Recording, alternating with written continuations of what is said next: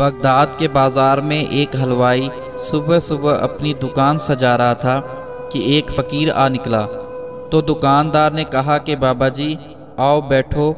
فقیر بیٹھ گیا تو حلوائی نے گرم گرم دودھ فقیر کو پیش کیا۔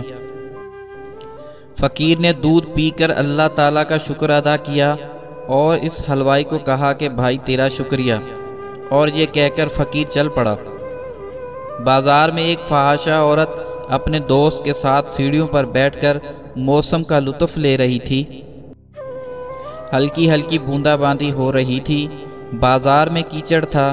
فقیر اپنی موج میں بازار سے گزر رہا تھا کہ فقیر کے چلنے سے ایک چھینٹا اڑا اور فحاشہ عورت کے لباس پر گر گیا۔ جب یہ منظر فحاشہ عورت کے دوست نے دیکھا تو اسے بہت غصہ آیا۔ وہ اٹھا اور فقیر کے منہ پر تھپڑ مارا اور کہا کہ فقیر بنے پھرتے ہو، چلنے پھرنے کی تمیز نہیں۔ فقیر نے ہنس کر آسمان کی طرف دیکھا اور کہا مالک تو بھی بڑا بے نیاز ہے، کہیں سے دودھ پلواتا ہے اور کہیں سے تھپڑ مرواتا ہے۔ یہ کہہ کر فقیر آگے چل پڑا۔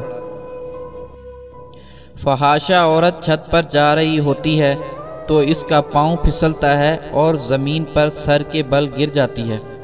اس کو ایسی شدید چوٹ لگتی ہے کہ موقع پر ہی فوت ہو جاتی ہے۔ شور مچ گیا کہ فقیر نے آسمان کی طرف منہ کر کے بد دعا دی تھی، جس کی وجہ سے یہ قیمتی جان چلی گئی۔ فقیر ابھی بازار کے دوسرے کونے تک پہنچ پایا تھا کہ لوگوں نے فقیر کو پکڑ لیا اور کہا کہ بڑے فقیر بنے پھرتے ہو، حوصلہ بھی نہیں رکھتے ہو۔ فقیر نے کہا کہ کیا ہوا؟ لوگوں نے کہا کہ تم نے بد دعا دی اور عورت کی جان چلی گئی۔ فقیر نے کہا کہ واللہ میں نے کوئی بد دعا نہیں دی۔ تو لوگوں نے ضد کی اور کہا کہ نہیں، تیری بد دعا کا کیا دھرا ہے۔ جب لوگوں نے ضد کی تو فقیر نے کہا کہ اصل بات پوچھتے ہو تو میں نے کوئی بد دعا نہیں کی، یہ یاروں یاروں کی لڑائی ہے۔ لوگوں نے کہا کہ وہ کیا؟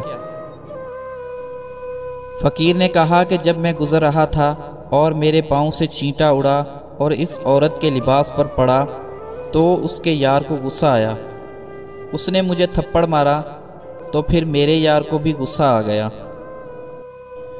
خدا کے بندے تو ہیں ہزاروں، بنوں میں پھرتے ہیں مارے مارے، میں اس کا بندہ بنوں گا جسے خدا کے بندوں سے پیار ہوگا۔